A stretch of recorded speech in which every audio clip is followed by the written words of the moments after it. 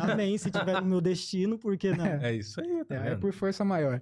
Mas vamos falar um pouquinho sobre a sua trajetória primeiro, né? Conta pra gente se você sempre se interessou por essa área mais artística aí, desde sempre, ou quando começou isso, né? Como você já adiantou pra gente, nascido e criado em Pontal, fala um pouquinho sobre a infância também. É engraçada essa pergunta porque quando eu paro para pensar, né, da onde que surgiu esse meu interesse pela arte? Nunca houve algo diretamente ligado assim, eu me interessei por arte por conta disso. Eu sempre gostei de ler, eu sempre gostei de desenhar.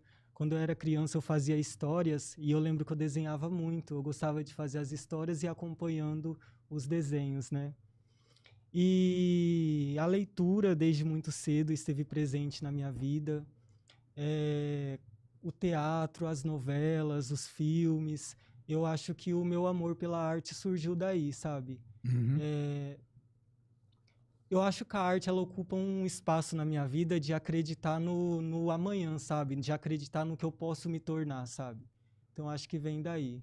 É algo, acho que dentro de mim, para ser bem sincero. Surgiu naturalmente. Então, desde a Naturalmente. infância, você sempre teve Naturalmente. interesse por essas diferentes manifestações artísticas, né? Vamos dizer assim. Isso é interessante, que eu mesmo, vou dar o meu exemplo, né?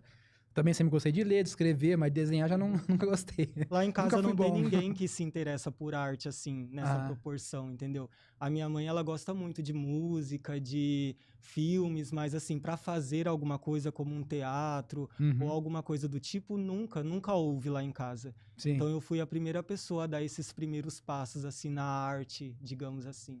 Muito bom. É interessante você falar sobre isso, comparando com o meu. Não sei se você também foi assim, Marco, mas no meu caso. Eu também não tive muito exemplo em casa. Minha mãe também até hoje nunca se interessou muito por alta cultura, por leitura e tal. Também foi algo que surgiu mais naturalmente, né? E muitas vezes a gente acaba colocando um peso, né, nessa questão, né? É claro que os pais vão influenciar, né? Os professores vão influenciar, mas às vezes a gente coloca peso nessa parte, né, da influência do ambiente, dos familiares, como se a pessoa, por si própria, também não pudesse desenvolver essa veia algo artística, natural, né? Não é algo que possa surgir naturalmente, né? Espontaneamente, ou mesmo aprendida, desenvolvida, né? Por exemplo, o hábito da leitura, né? Dias atrás, eu estava lá no CT, onde eu treino Muay Thai lá com o Muruga, que já esteve aqui também com a gente no podcast. E estávamos conversando sobre isso, né? Que o Muruga disse que está fazendo uma pós-graduação agora, né? À distância. E ele estava comentando que estava sendo difícil para ele ter esse hábito de ler lá os materiais da faculdade, né? Que é um curso de gestão pública, parece, né? E exige muita leitura e tal, e ele não tem esse hábito. Aí ele dizia, né? Nossa, começa a ler ali uma página do livro, quando chego no terço final da página, eu esqueci que eu li antes. Então, é uma pessoa que não tem esse hábito, né? Mas isso é algo que pode ser cultivado e aprendido, né? Às vezes, quando eu tenho interesse em ler um livro, mas assim, às vezes a leitura é difícil, eu coloco uma meta. Vou ler 10 páginas por dia. Aí eu consigo ler o livro inteiro. Porque às vezes, realmente, você tem que ter um interesse maior, sabe? Sim. Principalmente na arte, eu acho que você tem que gostar. Porque não é algo fácil, sabe? A gente vê aí, não só aqui na região, no Brasil, no mundo, o artista, ele muitas das vezes, ele não é compreendido. Sabe? Então, para você fazer arte e continuar nesse ramo, você tem que gostar, tem que vir de dentro mesmo. Sim, produzir arte, né? Isso. Não é tão simples não, né? Uma coisa é consumir, outra coisa é produzir, sem dúvida. E Mas às vezes, os dois são difíceis. E às vezes a gente consome sem entender o que está consumindo. Sim. Que tem isso também. É verdade. Bom, deixa eu dar uma olhadinha no YouTube. Enquanto isso, vou reforçar mais uma vez, tá, pessoal? Não sei se tem comentário, vou ler agora. Mas recomendo que vocês aí comentem, participem com a gente, tá? Ó, até uma propaganda. Deixa Já eu dar tem a Ana propaganda, Cláudia. viu, pra gente. Ana Cláudia Ferreira. Um abraço pra Ana Cláudia. Também pro Green Pill, chegou e mandou um salve. Tá bom? Um abraço pra todos que estiverem assistindo. Tô também tem gente assistindo aí.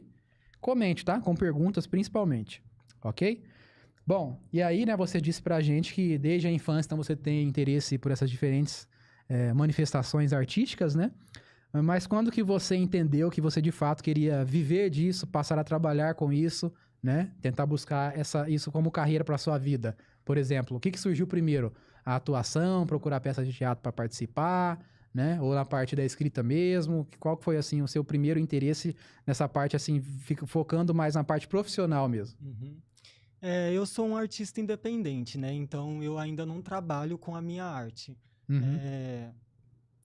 Mas as primeiras coisas que eu fiz quando eu entendi que eu gostava desse universo, que eu queria seguir isso, era procurar o que eu tinha em mãos naquele momento, que era o teatro. Eu sempre gostei de atuar, eu acho que foi uma das primeiras manifestações depois da escrita, que sempre esteve ao meu lado, assim, mas você lançar um livro, ou até mesmo entrar numa companhia de teatro, principalmente lá em Pontal, é algo muito tópico, assim, sabe? Porque lá a gente não tem um espaço teatral.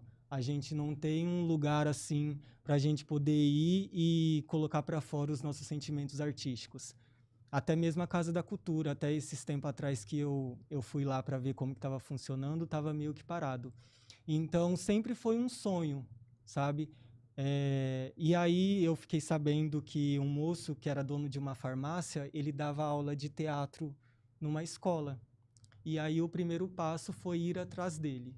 E aí, desde então, eu entrei para o grupo Iniciação, que a gente trabalhava algumas peças teatrais, fazia alguns exercícios. E logo em seguida eu entrei para o grupo teatral dele chamado Grupo Poetas.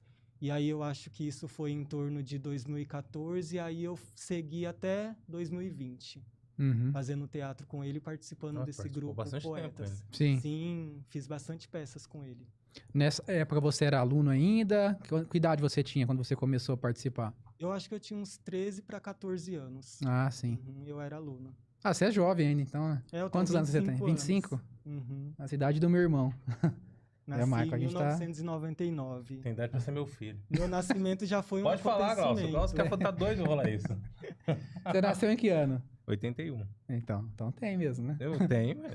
Meu nascimento já foi um acontecimento. Eu nasci de 7 meses, em cima de uma carrocinha. Minha mãe tava indo fazer pamonha na casa da minha madrinha. Foi aquele caos. Isso foi em Pontal? Em Pontal mesmo. A minha mãe veio de Minas. Você nasceu no meio de uma produção de pamonha. Exatamente. E gosta de pamonha? Pamonha não, eu prefiro curau. Não, eu já sou o contrário. O pamonha é uma das coisas que eu mais gosto de comer na minha vida. Eu acho que é meu prato favorito, pamonha. Sério mesmo. Sério mesmo. Não, um curauzinho não tem pra ninguém. Eu como os dois. Que irônico, né? Ele nasceu, tava indo produzir a pamonha e o cara prefere o curau. Pois é, bicho. Ah, não, aí não pode, né? Ai. E aí, então você nasceu com 7 meses, tá falando? 7 meses. 7 meses. Ansioso desde a barriga. E é filho único? Tem irmãos? Não, somos em 3. Eu sou o mais novo. Ah, sim. Os seus irmãos têm que idade, mais ou menos? Um tem 30, o outro 29. Ah, são idades próximas, então. Próximos. Os 3 homens. Os 3 homens. Interessante. E aí, quando você começou a frequentar mais Ribeirão, que foi por conta do trabalho... Como que foi isso? Na verdade, eu nem venho muito pra cá. Ah, não vem muito pra cá? Não, só quando eu tenho que resolver alguma coisa ou vem alguma festa, assim. Então, sua vida é tradicionalmente em Pontal isso, mesmo.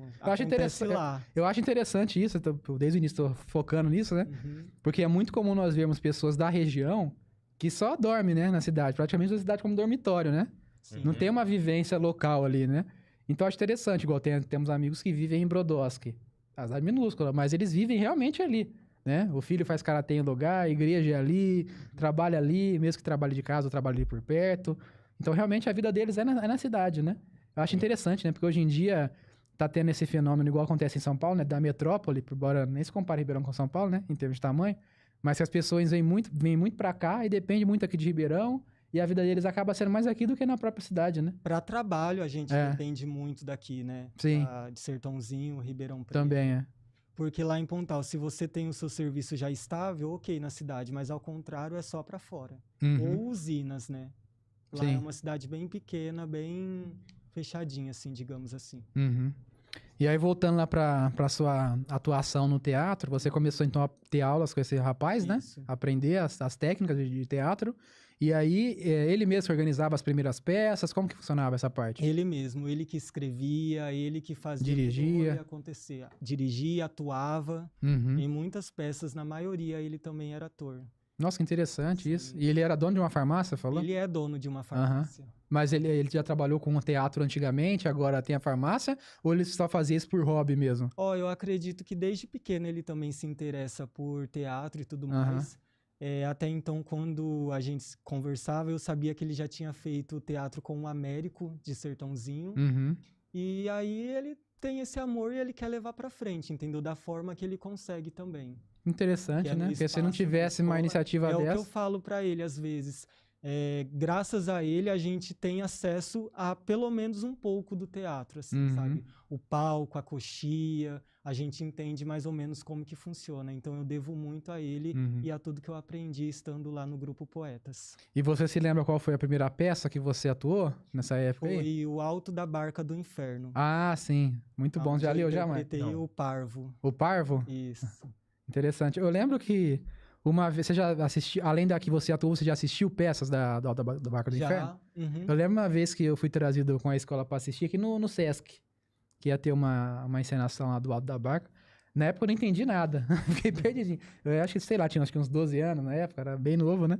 Não entendi nada. Aí eu fui pegar pra ler agora recentemente, sei lá, no passado. Eu tinha em casa lá e falei, vou ler.